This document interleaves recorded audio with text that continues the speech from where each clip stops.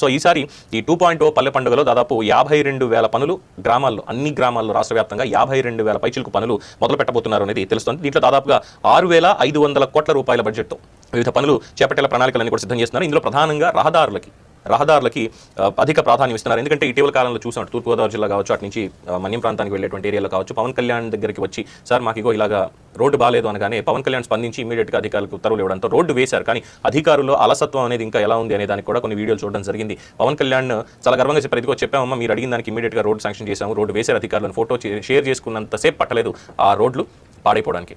అంటే కాంట్రాక్టర్లు ఇంకా కాస్త కొంతమంది, నేను అందరినీ అనట్లేదని రాష్ట్ర వ్యాప్తంగా కొంతమంది ఇంకా అదే అలసత్వంతో గతంలో ఉన్నటువంటి పంధాతోటే ఉన్నారా, అధికారులు కూడా అలాగే ఉన్నారు అదే మనస్తత్వంతో, చెప్పారు కదా చేశానులే అనేటువంటి మనస్తత్వంతో ఉన్నారు అంటే పవన్ కళ్యాణ్ గారు ఇచ్చినటువంటి హెచ్చరిక. ఇటువంటి వాటిని నా దృష్టికి తీసుకొచ్చారు చాలా మంది.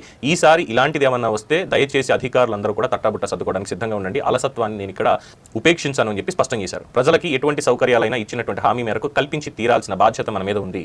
మేము ఎంత కష్టపడుతున్నామో, చంద్రబాబు నాయుడు గారు ఆర్థికంగా ఎటువంటి ప్రణాళికలు వేస్తున్నారో, దానికి తగ్గట్టుగా ఏ విధంగా ఖజానా నింపుతూ వస్తున్నారో వాటన్నిటిని కూడా పరిగణలోకి తీసుకుని అధికారులు కూడా పని చేయాలి, కూటమి ప్రభుత్వంతో కలిసి పని చేయాలి, అంతే తప్ప మీ ఇష్టం వచ్చినట్టు చేస్తానంటే ఇకపైన కుదరదు అనేది చాలా స్పష్టం చేశారు. దాదాపు రాష్ట్ర వ్యాప్తంగా ఇప్పుడు ఉన్నటువంటి దాంట్లో ఒకేసారి 52,000 పనులకు శ్రీకారం చుట్టి ఈ పల్లెల్లో పండుగ వాతావరణం తీసుకురావడానికి పవన్ కళ్యాణ్ గారు ప్రయత్నిస్తున్నారు. అది 1వ తారీఖున స్టార్ట్ చేస్తారా లేదంటే ఇంకా ముందే స్టార్ట్ చేస్తారా అనేది మాత్రం ఇంకా ఒక క్లారిటీ ఇవ్వలేదు. బట్ వచ్చే నెల ఈ 8 రోజుల తర్వాత నవంబర్ 1st వీక్లో స్టార్ట్ చేసేటువంటి అవకాశం ఉందని కూడా చెప్తున్నారు. సో 2,000 కోట్లతో గతంలో వివిధ అభివృద్ధి పనులు చేపట్టారు.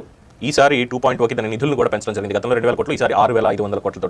ఆ 2,500 కోట్లలో దాదాపుగా 1,500 కోట్ల పేమెంట్లు అయిపోయి ఇంకో 500 కోట్లకి చిన్న పేమెంట్ అన్ని వరుసగా చేసుకుంటూ వస్తున్నారు.